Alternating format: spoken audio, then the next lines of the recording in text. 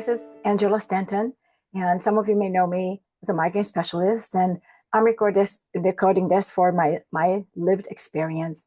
And I'm known for the Stanton migraine protocol, of course, but I am a lot more than that. I am a migrainer, but also a mother, a wife of 51 years by now, a mother of two sons, grandmother for two granddaughters, and of course, a researcher, scientist. And so here I am recording this to help you see what my life was and what my lived experience was through migraines, and then of course, a metabolic disease that was part of that, and how I have come out of that, and what I've done, and where I am right now, and whether this is something that you would like to do. So let me share my experience. And my experience starts when I was about 10 or so years old. I don't remember exactly. But at that time, it seemed that I continuously, every summer, I would come down with irritable bowel syndrome, IBS, and cyclical vomiting syndrome, CVS. And as a child, of course, and parents just thought it was, well, the kid got a bug, right? And that's your first thought, that maybe it's food poisoning, maybe it's just a virus, something. But as it turned out, in retrospect, I now understand. I go back and remember some of the parts that it was always in the summertime. And so you need to understand that I come from a different world. I'm coming from the 1950s and 1960s when I was in this era. I was born in the early 1950s. And so when I'm saying 10 years old, I'm talking 1963, right? So we're talking at the time, and there was really not that much transportation. I'm from Europe, and so Europe was really not so evolved as maybe in the United States. I don't know what you had here.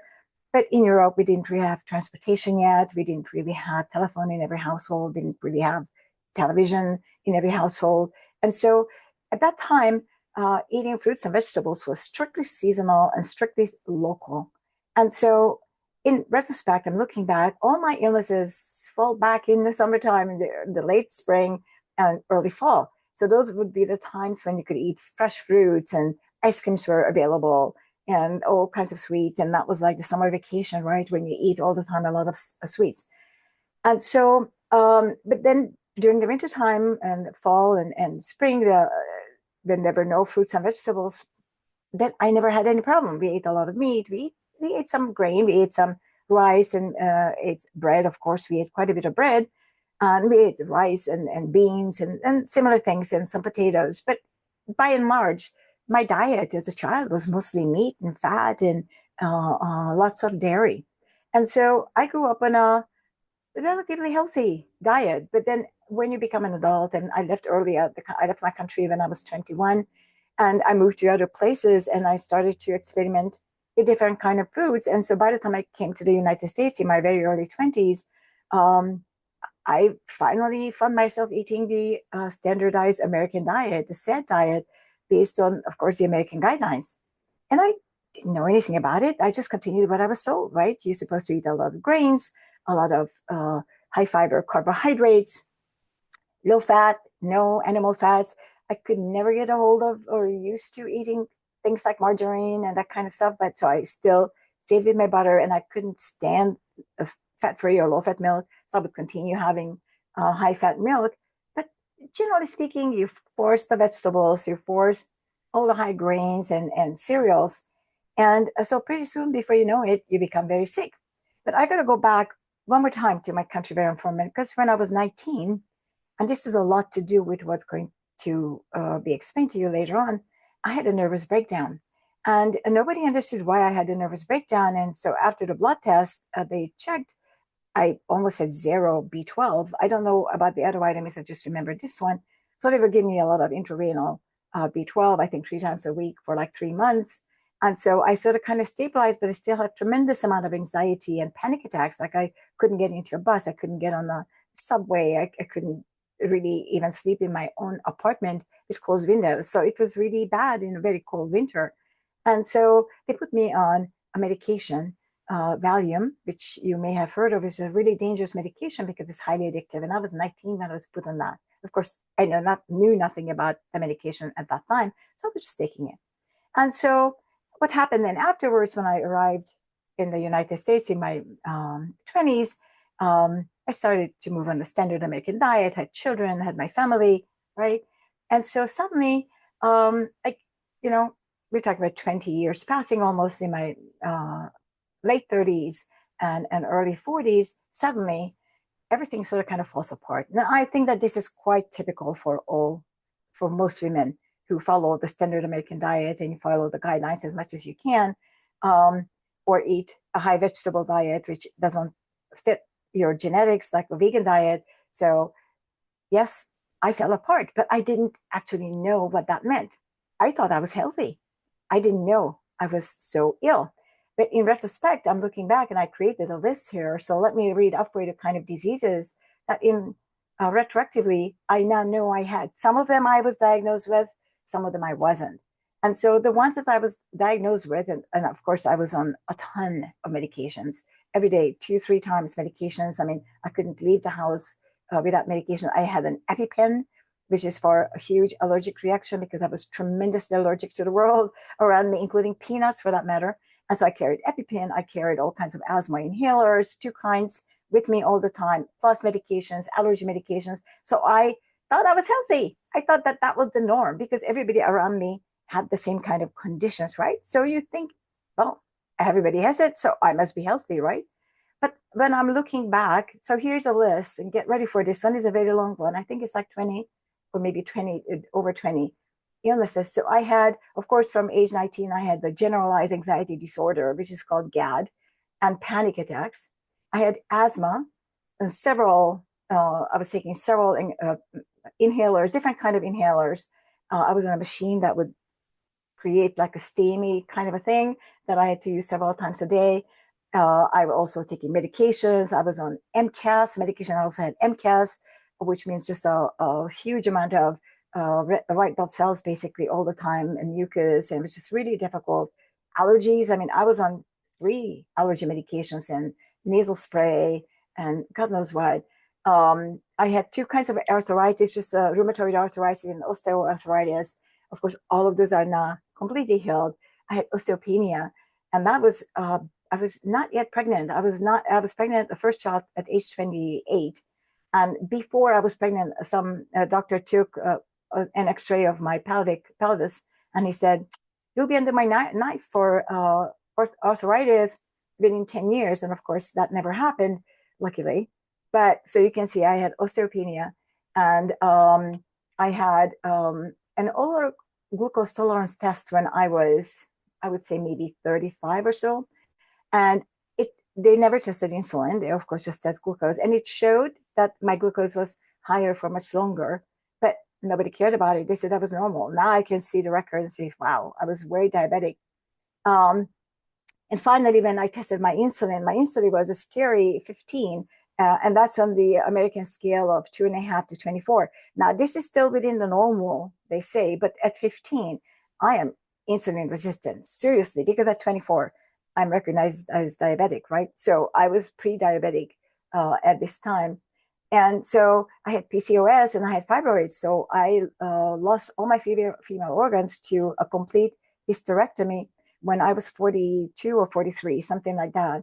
And so they just took that as normal. I had huge tumor in my female organs. And then also had thyroid tumors. They used to be kind of sort of visible, not like the goiter, but like little thyroid nodules that were sort of standing out. They're all gone now. I used to have hypertension, heart arrhythmia. All of these are gone now. I was told about 15 years ago by an eye doctor that I had cataract starting and I was going to need my cataract surgery 10 years from then. And now I am 5 years past and I have 0 cataracts. Actually, whatever looked like I may have had it just completely disappeared. Of course, I think everybody has dandruff, right? I think the whole dandruff thing, they created dandruff in order to sell us products for it, right? So that disappeared. Of course, IBS and diverticulitis, these two sort of kind of followed me all through my life. I never could get rid of them. And so sometimes they were really bad and sometimes they were okay. I was an undiagnosed celiac, and now I understand, like, if you now give me a slice of bread made of whole wheat, I will start asthma. Like, before I finish that slice of bread, I start coughing, asthma cough. And so that was responsible for my having asthma. So it may not be a full celiac, but it's a significant allergy. I had gallbladder issues, and finally my gallbladder was removed surgically. I think something like 15 or 16 years ago. I had my appendix removed, by the way, when I was a very small child. I think I was maybe 14 when that was removed.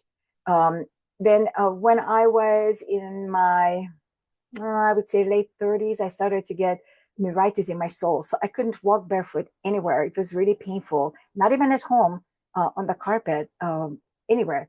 I had to always wear shoes and liners, and my shoes had this thick soles and soft and cushiony, really problem. Don't ever do that. But I'm just telling you what I had. Of course, my migraine was completely out of control up until about age 55 or so. And I'm going to talk about that a little more. And I tried every kind of medications.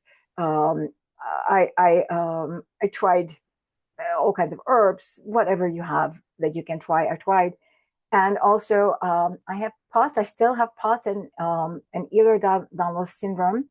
These two are very much connected to migraine. A lot of migraineurs have it. I have this large migraine group on Facebook, which is called Migraine Sufferers. So if you're interested to join, you can join us that way. And most of us have POTS, which is a postural orthostatic syndrome, which means that our electrolytes aren't moving properly and our blood doesn't flow properly in our body. And so, for example, sitting, we suddenly get up, we can get really dizzy, we can even faint or fall over.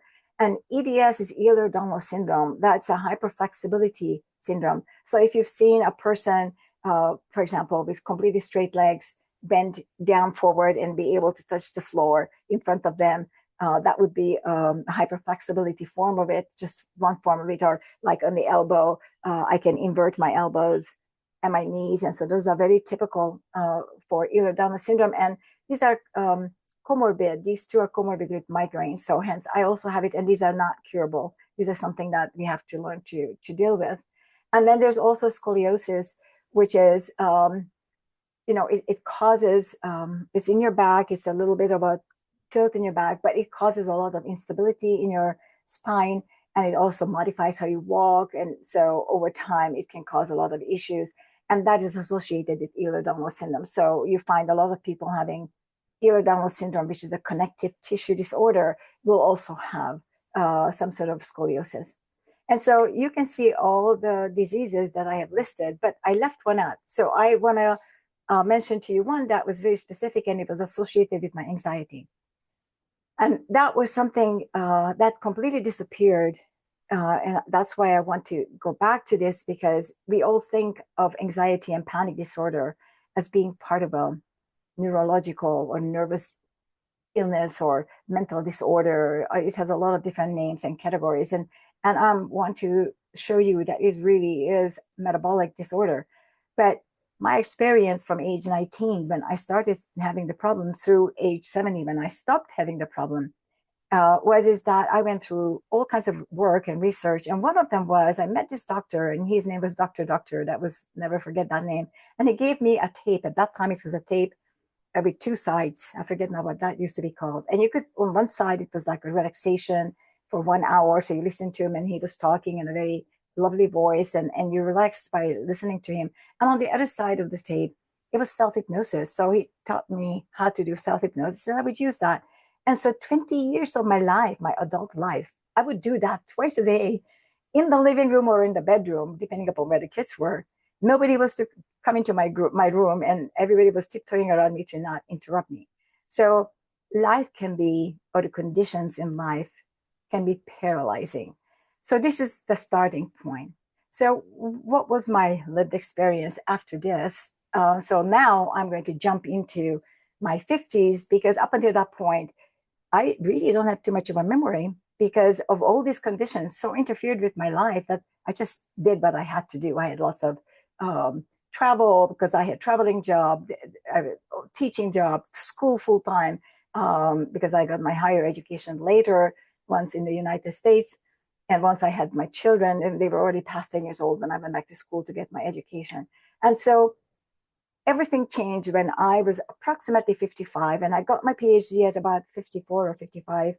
And I started to teach, or I was already teaching at the university in my last year of my PhD studies. and also went after the doctorate as a postdoc, went to Germany to the Max Planck Institute to do some research. And in these cases, I was in a living hell because of all the constant migraines. And of course, at that time, I was just taking medication, so I had no idea what was happening to me. And so at one point, I just came back. I mean, I was still supposed to stay in Germany for a number of months, but I said, okay, that's it. I have to go home and I have to quit all this and I have to quit teaching. I have to quit everything. I need to focus on migraine because at that point, my life was that I had to teach in a class, say 100 to 300 students in the lecture hall. In between classes, I would be pulling two chairs together in my office behind closed doors and taking a triptan or some other medication to try to get rid of my migraine by the time the next class was coming. And of course, traveling and in another country with all kinds of migraine and problems, I just couldn't handle it. So I came back to the US and I said, okay, that's it. I'm quitting everything. And luckily, my husband agreed. I got a lot of support from my family also, which is essential. So I highly recommend you work on that. If you don't have the full support, it's very important. And I started doing my research in the field of migraine and in the field of, coincidentally, bumped into the field of nutrition. That was a complete accident. And so I spent about 15 years, almost 15 years, of just reading and reading and reading and experimenting, of course, with me because I constantly had migraines. And so some academic articles, many of them said magnesium. Okay, let me take magnesium. Didn't work. Some said B2. I started taking B2, all kinds of doses of C, but worked. Nothing worked. And so I went through all the standard avenue of the medications. My doctor even tested me for seizures and everything. It was just migraine. There are no good tests for migraine, so they just go through eliminating other kind of diseases. And so as I was going through all this, I totally by accident, studying how the brain works, and part of my PhD is in neuroscience, but I wasn't really learning in my PhD of neuroscience how the brain, for example, the voltage-gated sodium channels would work, which generated the action potentials, and what can be the genetic problems with such channels. I didn't learn this. I just learned the neurotransmitter, the brain anatomy, and just the typical things, but we didn't get into the details that I would have needed. So I started to read other kind of books that were not really migraine, but they were more of physiology, of electrical engineering, to understand electricity, how that worked in the brain, chemistry, biology, read everything. And slowly it started to pop into my mind that, well, maybe I haven't tried yet anything with, for example, salt. And so one morning I said, well, let me try salt because that is responsible for the electricity in the brain. And so, wow, I took a little salt and my migraine disappeared. I said, oh, something is happening. Something is really unusual here. And so I kept on adding every morning when I got up. Before anything else, I would go down to the kitchen, take some salt and drink a glass of water with it. And it's helped. It didn't make my migraine disappear, but at least in the mornings, it made them disappear. I didn't have morning migraines anymore.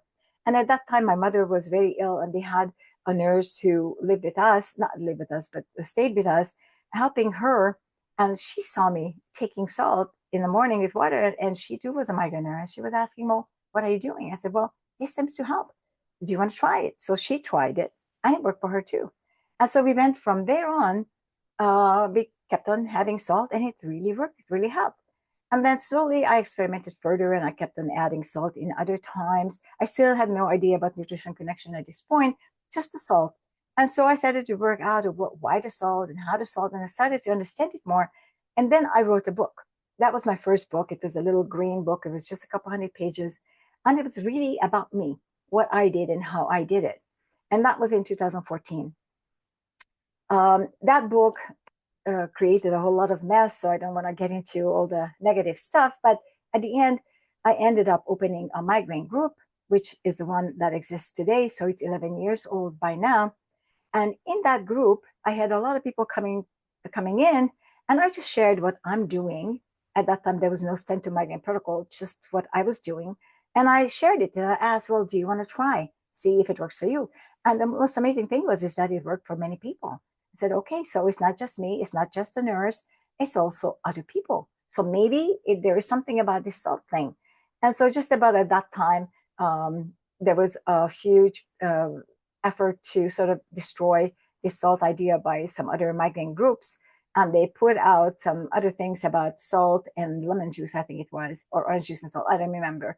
It was some kind of a juice with lemon that I tell everyone to have this fruit juice with salt, and that works for migraine, which was not true. It was a complete lie. And a lot of people tried it. And of course, with carbohydrates, the salt is not going to work. And so it got a big laugh as a result of that. But the people who were in my group, they stayed because for some of them, it really started to work. Some of those people are still with me in the group today and helping to manage the group and administer it. And so slowly, it gained popularity, and the book sold quite a few copies. And so then, from the group experience, I asked a lot of people to tell me what their experience is, what they found worked, what didn't work. And so together, we sort of kind of created what may work for a lot of people. I was still on an experimental base at that time. At the beginning, we still ate bread, just different kind of bread. We ate like what's called in the US Ezekiel bread, which is whole grain only. You can actually literally see the grains in there, so it's not ground. And it's just different things that we still believed in. And then slowly, after a couple of years, we realized that no, we shouldn't be eating grains. It's the carbohydrates and how carbohydrates work against our salt in our body. Because when you eat carbohydrate, sugar of any kind, including in healthy vegetables and healthy grains and fruits, that's just sugar. It really doesn't matter where the sugar is coming from. Sugar chemically is sugar. And so any sugar you eat, be it in rice, a starch, will convert into the same sugar that you would eat as sugar from a box of sugar. It doesn't make any difference. And so in order for the sugar to be removed from the blood, there are two systems that can remove the sugar from the blood. One is sodium. It's a sodium transport system. That's the primary removal of glucose from the blood. And the secondary is insulin. So if you go too high in blood glucose, insulin will come in to reduce it quicker than the normal sodium. But not every organ has insulin receptors for glucose.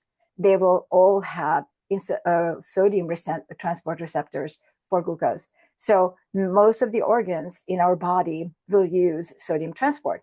And the way that sodium transport will work is that it will carry the glucose into the cell by opening the voltage-gated sodium channels. But as the glucose moves into the cell, it literally pushes out sodium and water out of the cell.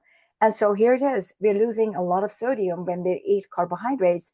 And the migraine physiology is different. The brain is different. And also our kidneys are different. So migraineurs are salt wasters. So we urinate out a lot more salt than a normal, healthy, typical human would. And we also are much more sensitive to our electrolyte balance in our brain because our brain is different. We have a lot more connections between the sensory neurons. And so if you put a regular person and a migraineur together into the same room with a set light and a set odor and a set amount of sound, the migraineur is going to find that light bright, whereas the non-migraineur will say it's normal. The migraineur will hear the sound louder, whereas the non-migraineur normal.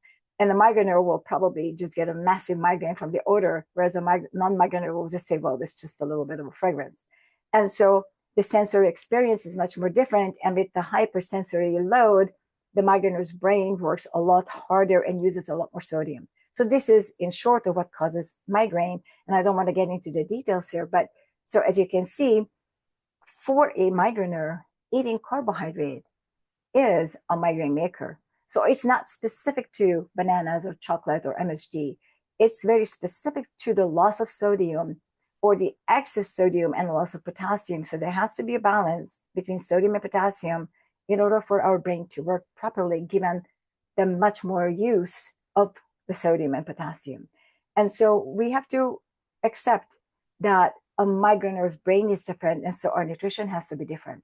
But this took me some time. It took me several years to understand. And so I published my second book in 2017, which was called A Complete Guide. So in that guide, and it's still not fully complete, I now understand, but in that guide, we changed completely. So we moved to the low-carb, high-fat diet. Today, we are in a low-carb, high-fat or ketogenic or carnivore diet, depending upon how advanced a particular migraineur is and the change of lifestyle, okay? And so what we did over the many, many years is is the change of diet in such a way that now that I'm looking at it, lines up pretty much, not quite, because there's still some modifications in there as a result of being a migrainer, but pretty much lines up with what would be accepted as a low carb, high fat diet. And so the differences come in from the fact that because migraineurs are so sensitive to metabolic changes as a result of the, uh, the sodium changes, if a migrainer suddenly goes on to have a diet that is full of healthy food, but suddenly reduces carbohydrates too much and gets a sugar crash. Whereas for a normal person, a sugar crash, no big deal, just eat something or exercise a little bit and you're going to be fine. The blood glucose will be released by your glycogen and you're going to be fine. You're going to recover. And indeed, I apply these techniques in my migraine group, a little exercise here and there. But because there was a blood glucose change and suddenly in response to the sugar crash, the fight or flight system turns on in order to release the excess glycogen and glucose, this is a cause for a migraine because suddenly, as a result of the fight or flight, a lot more glycogen is released than normal. I read an article that said 20 times as much. And so that's a truckload of glucose releasing. And so again, it causes then a migraine. So the experience sort of kind of changed over time. And they understood that, for example, the low carb, high fat diet can't be ketogenic for a migrainer that is still just newly starting the protocol. So we excluded the ketogenic diet and moved it in another group where more advanced migraineurs are who can control all their migraines, even if they are on the ketogenic diet because they're by now metabolically stable. And we also created a carnivore diet, which is extremely good if you wish to start, if you have a migraines or if you wish to start on metabolic changes. I find a carnivore way better than anything else because it allows your body a lot of nutrients and it creates a healing from the inside out much faster. The ketogenic diet is great if you want to lose a lot of weight, but it's not going to allow you that healing the same way as it does on the carnivore diet. And then once you mastered everything, of course, you can do fasting, intermittent fasting, time restricted feeding. I, for example, eat only twice a day. Sometimes I pull a fast if I don't feel like eating. So you sort of kind of go by how you want to live your life and everything becomes fine. And of course, you will become very healthy. Now, here I want to add a little special note in terms of my lived experience is that I've been at this for 15 years. And for the past 11 years, I've completely been pretty much sugar-free. Every year, I allow one or two occasions of some sugar, like on my birthday, I will eat some sugar. And then maybe with my younger granddaughter who's 10, when she gets her birthday, I will eat a little bit of sweets. But usually I don't eat sweets if I can avoid it with sugar. But I will have some sweets with allulose or monk fruit, which are the two kinds that I appreciate. But there's a word of caution here. We all talk about carbohydrate addiction, correct? And you need to understand that carbohydrate addiction is not any different from any other addiction, like drug addiction, alcohol addiction, or at least illicit drugs addiction. There's no difference. It's the same system that is being activated. Studies in the brain show that when you eat glucose or sugar, in your brain, the same thing happens as when you take drug or alcohol, if you're a drug addict or alcohol addict. So the same systems, dopamine release exactly the same way. And so this is addiction. Hold on. Addiction is not something that is going to disappear in your life. And it didn't disappear in my life either. I've just been able to cover it up really good. And I was doing really good. But after a number of years, like right now, this year, I'm really having a hard time. And I find that I tend to want to go back into eating corn and eating some of the sweet fruits like cherries, some of the things that I've been missing now for the past 10, 11 years. It's not going to become any easier as you move further. Maybe after 10 years, I'm not past 11 years of not eating any of these things. And I've been eating a little bit this year and I'm learning what they do to my body. So if you feel that you want to eat that bowl of rice, after a number of years of not eating any. I recommend that you do, but do a trick. And here's what I recommend. Keep your calories the same. I'm not a calorie in, calorie out person, but for this experiment, so you learn the lesson, it's important that you keep your calories the same and remove something very healthy. It could be meat, it could be a little bit of meat, it could be a little bit of fat, whatever else, and replace it with something like a corn and a cob if you like, or replace it with cherries or watermelon or a slice of cake, whatever it is. But just make sure the calories are always the same, so you're not actually changing your calories. And that's important because everybody will tell you then, oh, you change your weight because you change your calories. So you want to keep your calories the same and just add that food that you want to add back and see what happens. Number one, are you going to become sick from it? Are you going to get fat from it? Is number two. Number three, are you going to suddenly be more susceptible to catch bugs all the time? And if any of these three are present, take note and quit that food.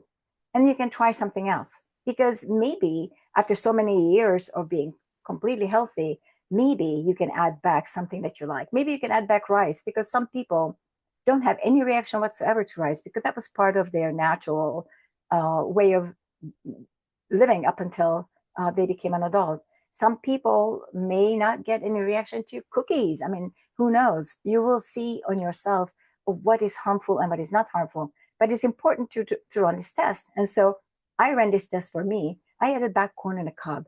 I absolutely love corn on the cob. And what happened? I gained over 20 pounds. Calories held constant. Just replace some food with corn. So what does it tell me? No more corn in my life, right? Because clearly it may not make me sick, but on the short run, but on the long run, it definitely will. So as part of the lived experience, it is really a living experience in that it continues to be lived and you continue to learn. And what you will learn may be life-saving for you, because it may also allow you to return to something that you removed that you like, and it's not harmful for you. It may be harmful in general for most people, but maybe not for you. And so it's good for you to experiment. So reach a steady state level, and whatever you do, become fully healthy. And then you can return to eating a little bit of something to try. And one more thing here that is very important. I wanted to return to my anxiety and panic attacks that I had from age 19. And I slowly was able to taper off Valium from age 70 on when I started to take TTFD B1. B1 is thiamine. And water-soluble thiamine requires a receptor to get into the cells. All water-soluble vitamins require receptors. And if there are no receptors, they can't make it to the cell. The TTFD-B1 is a fat-soluble vitamin. So you want to check and see if you improve from taking TTFD-B1. I take the Health by Principle brand, which is available in the United States, and it may not be available to you. Any brand will do, as long as it is TTFD, and it's a long chemical name I don't want to say.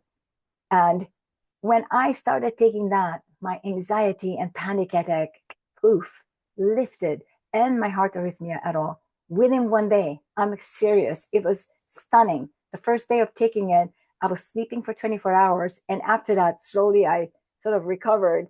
And I went through the paradox. And if you're interested, join my group and I teach you about the paradox and how that works. But I have tapered off my Valium smoothly after 50 years of taking it with no problem whatsoever. I'm now, I think, 8 months past taking any medication at all whatsoever. And especially Valium, I haven't taken nothing that I need anymore.